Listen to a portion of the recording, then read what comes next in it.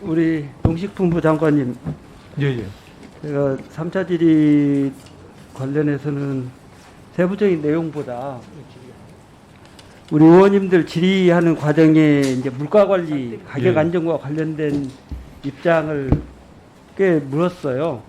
그런데 이제 농식품부 장관께서 농민이나 어민들이 기대하고 있는 내용의 물가 관리하고 일반 시민들, 소비자들이 기대하고 있는 물가 관리하고 이게 물가 관리라는 용어는 같은데 예. 지향하는 바는 다 다르거든요, 목적이. 예.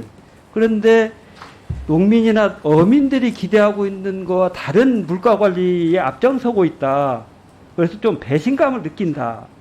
이런 생각이 들고 또 그런 의견들을 많이 들어서 우리 장관님께 질의를 하는데, 장관님은 여전히 단순히 농식품부에 또는 뭐 해수부도 마찬가지겠습니다만 그 가격 안정이라고 하는 큰 목표는 있다. 그런데 그 일환으로 이루어지고 있는 행태들이 오히려 농민이나 어민과 배치되는 것처럼 보이는 내용에 대해서 방어적인 자세를 취하고 있어서 그런 내용은 좀 우리가 지양해야 되는 거 아니냐. 이제 뭐 아시는 것처럼 헌법부터 아까 우리 존경하는 사삼사 의원님도 그 지적을 하셨는데, 물론 법률적으로 뭐 가격을 안정함으로써 이런 용어가 있어요. 근데 목적은 농어민을 보호해야 한다 이렇게 돼 있잖아요, 헌법에도. 그러면 가격 안정의 목적은 농어민을 보호하기 위한 수단으로서의 가격 안정이거든요. 그러니까 농어민이 보호받아야 될 이익 또 권익 이런 부분들이 보호될 수 있는 방향의 수단으로서 가격을 안정을 시켜라, 이런 취지의 내용 아니겠습니까? 그럼 거기에 걸맞게 행동을 하셔야지.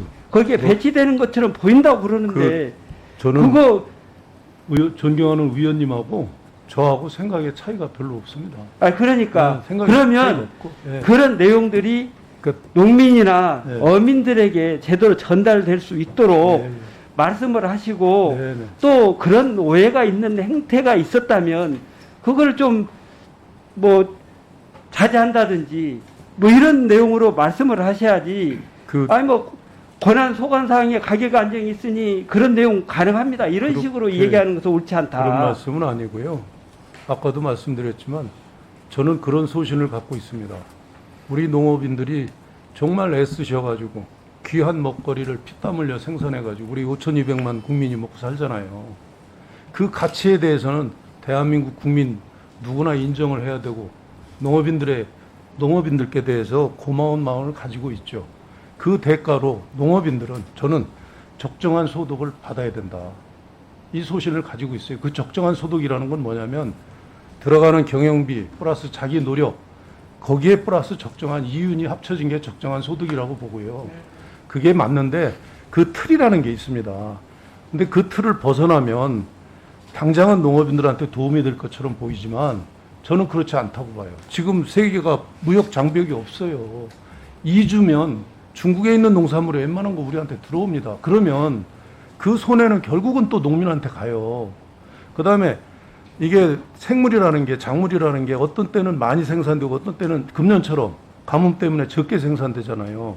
많이 생산이 되면 결국은 이 소비를 하든가 폐기를 하든가 뭐 다른 용도로 쓰든가 국민 세금이 엄청나게 들어가야 됩니다. 그럴 경우에는 그 세금을 내는 국민들한테 양해를 구해야 되잖아요. 반대로 지금 소비자들이 어려운 상황에서는 농민들도 또 반대로 일정 부분은 고통을 감내를 해줘야 된다, 그런 생각에서 말씀을 드린 거죠. 네? 내용은 그러면 아예 말씀드릴게요. 그러면서 또 하나, 제가 바보입니까? 저는 아까도 말씀드렸지만 70%는 저는 우리 농업인들 보호해야 된다고 생각하고 일을 하고 있고, 하지만 정부 내에서 우리가 예산을 쓰고 여러 가지 제도를 운영하는 데 있어서 다른 부처 협조도 받아야 되잖아요. 그러니까 우리가 양보할 건 확실히 양보하되 반대급부로 우리 농업인들 위해서 반대급부로 얻어낼 건 얻어내자. 그래서 결과적으로 통상 농림부 장관이 겉으로는 정부에 반대하는 것처럼 전부 해놓고 막판에 하나도 얻지 못하면서 그렇죠? 정말 얻어내는 건 없으면서 결국엔 끌려가는 거. 저는 그게 제일 바보 같다고 봐요. 그래서 저는 그거는 안 하겠다는 얘기입니다.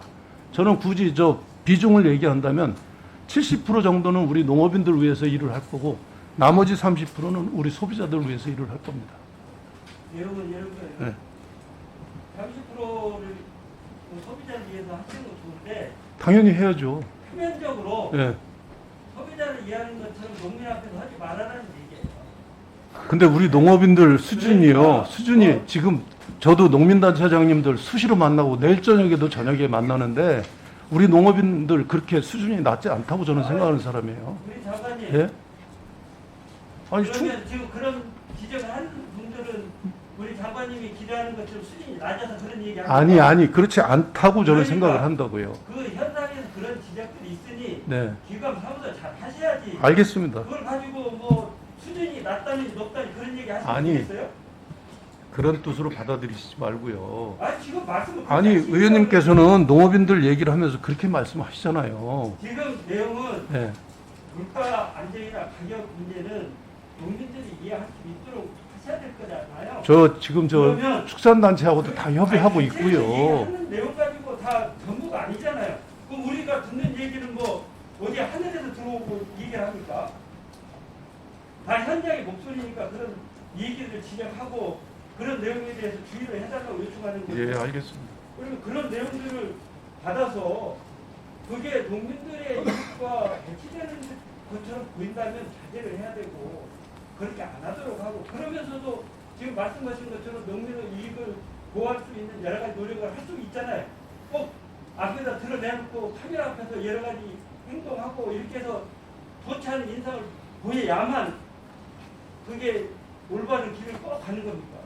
그런 얘기들을 하면 네, 알겠습니다. 그런 내용들을 무슨 해야 되고 의원님 말씀을 알겠고요. 그다음에 이야기 말씀하셨으니까 각 농산물 품목별로 소위 단가를 있잖아요. 그리고 농민들이나 어민들이 각 농산물을 통해서 보호돼야 되는 적정 이윤이라고 소위 얘기하죠. 이런 걸 하면 좀 정리를 해놨으면 좋겠어요. 뭐 연단이라도. 네. 그래야 쌀값이 적정 가격이 어느 정도 수준이겠다. 이게 얘기가 되지. 그냥 수분만 맡겨놓고 적정 가격이 얼마인지를 모르니까 농민들이 이 가격 가져도 되는 거지.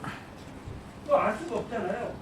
그래서 저는 농산물 또 어산물, 수산물 공이 각 품목별로 뭐 토지비를 기회비용도 상당 단가를 있지 않습니까? 그리고 수시로 이게 변하잖아요. 그러면 그런 변화 속에서 우리가 보존을 해줘야 될 적정 이윤이라 하는 기준이 나름대로 좀 설정되면 그래도 이해 설득하고 말씀드리기가 의원님 지금 이제 것 같은데 전문가들 그다음에 농촌경제연구원을 포함한 전문 연구기관에서 이게 시기별로 나올 때마다 생산비가 다 다르거든요. 농작물이. 예. 그 생산비가 얼마다 하는 것까지는 전부 공개가 돼 있습니다. 품목별로. 예. 그래서 그 내용들을 보면 그 쌀은 예를 들면 현재 기본적인 단가는 얼마여서 쌀도 생산비, 경영비 다 공개가 됩니다. 그러니까요. 네. 그다음에 거기에 이윤은 얼마 정도 되고 뭐 이런 내용들이 나오면 나름대로 정부에서 유지해야 될 적정 가수준은 현재 시장 구조에서 뭐 토지 그다음에 자재비, 인건비 뭐 이런 걸 통해서 네, 생산비까지는 공개가 되는데 이제 판단할 수 있으니까 가격에는 다양한 품질이라든가 뭐 특성이라 여러 가지가 또 반영이 되기 때문에요. 그런 내용들 좀 유념해서 답변도 해주시고 또 농민들에게 우리 농식품부가 진정한 기댈 수 있는 그런 부처다 이런 인식이 들도록 자세나 또는 답변을 그런 방식으로 좀 유리해 주십시오. 예, 알겠습니다.